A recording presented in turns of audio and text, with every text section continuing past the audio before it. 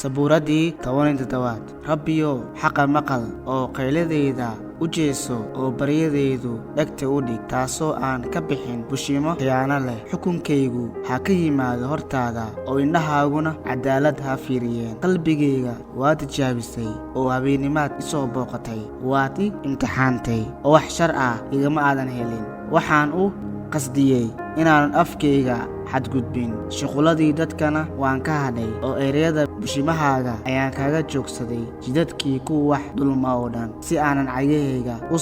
biririxan talaabooyinkayga kuwaadkee wadooyinkaaga ilaahow waan ku baryay waayo waad ii jawaabi doontaa ballagta ii dhig oo hadalkayga maqal bal muuji raxmadaada yaabka leh adigoo kuwaas ku kaa haleeya gacantaada midig kaaga badbaadiya kuwa ku kaca eega idhowr sida isha inankeeda oo igu qari hooska baalashaada waxaad iga qarisaa kuwa sharka leh oo i qariwa kuwaasoo ah cadaawiyaasha nafteeda oo hareerahayga ku wareegsan qalbigooday xidheen oo afkoodan wuxuu ku hadlaa waxyaalo kibir miidhan ah oo haatan waxay cidhiiriyeen talaabooyinkaygii oo waxay noogu dhaygageen inay dhulka nagu tuuraan aawadeed isagu waa sida aar libaax ugaarsi damacsan iyo sida aar libaax oo meelo qarsoon ku dhunta Rabbiyo kac oo isaga ka hortag oo dhulka hoos ugu tuur oo nafteedana kan sharka leh seeftaada kaaga samad bixi Rabbiyo waxaa dadka iga samad bixisaa gacantaada kuwaasoo ah dadka dunida oo qaybtooda ku jirta